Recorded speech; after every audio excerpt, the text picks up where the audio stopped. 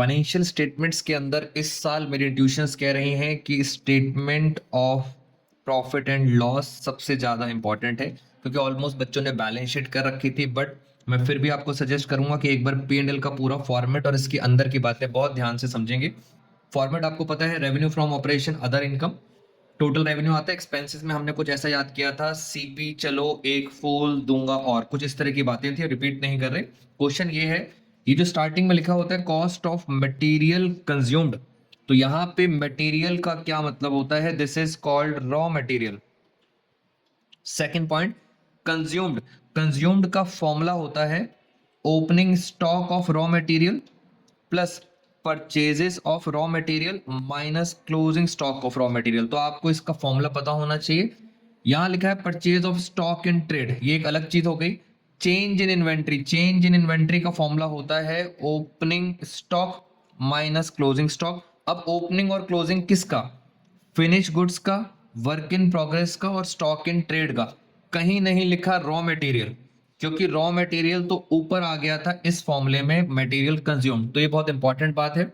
उसके बाद है एम्प्लॉय बेनिफिट एक्सपेंसेस, एम्प्लॉय के ऊपर जो भी खर्चा होता है, फॉर एग्जांपल वेजेस हैं, सैलरीज हैं। फाइनेंस कॉस्ट मतलब interest on debentures, discount on issue of debentures, इस तरह से।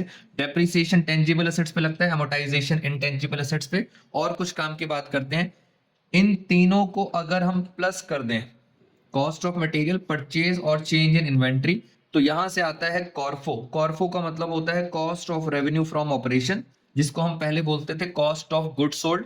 इसके अंदर प्लस करने होते हैं डायरेक्ट एक्सपेंसेस। अब डायरेक्ट एक्सपेंसेस सर क्या होते थे?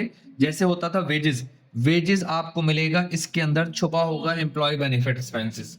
और होते थे कैरेज इनवर्ड, फ्रेट इनवर्ड, वो आपको छुपे हुए मिलेंगे अदर एक्सपेंसेस में। तो मैंने आपको हार्ड लेवल का क्वेश्चन भी करा दिया, फॉर्मूला भी बता दिया, रीजन भी बता दिया। और चलते चलते एक और छोटी सी बात दोस्तों, प्रॉफिट बिफोर टैक्स, अगर प्रॉफिट होगा तभी आप आगे टैक्स दोगे। हो सकता है पेपर में लॉस आ जाए, लॉस आ जाएगा देन नो नीड टू पे टैक्स।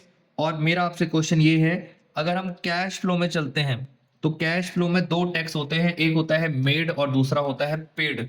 तो ये कौन सा वाला टैक्स है? ये टैक्स है मेड वाला।